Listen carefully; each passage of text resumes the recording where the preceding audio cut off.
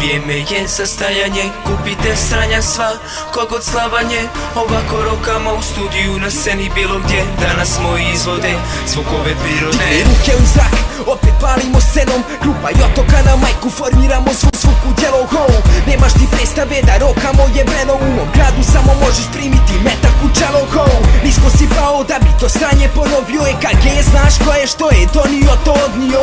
Zvuk nam je ekstra kao i tvoja sestra. Nema gangsta, ova pjesma ide od mjesta do mjesta. Rušimo od teksta do teksta, za vas i ne znam 5 godina repa. Mali makar nešto naučio, ja sam cenim svoj rad, makar ništa ne dobio. Uvi 5 godina sam sine, granicu hip-hopa probio. Vidiš grafite po zidovima, to su naši, ne kači mi se na kurac. Vidiš da smo od vas jači, daj mi razlog za disanje, sjebaću te u masi. Ostaćeš popišan idioti okolo vaši.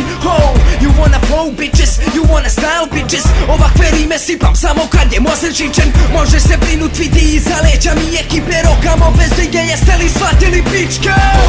Vrijeme je za stajanje, kupite sranja sva, kogod slavanje. Ovako rokamo u studiju, na sceni bilo gdje. Danas moji izvode zvukove prirode.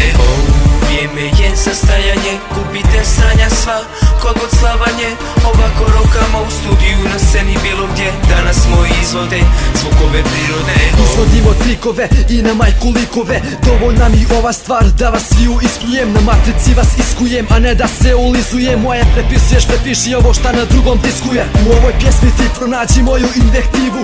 Dabnem ti glas, dodam ti par riječi u štivu. Pozivaš me na battle, a riječi ti nisu u ritmu. Bolje pozovi ekipu da im svima popravim psihu.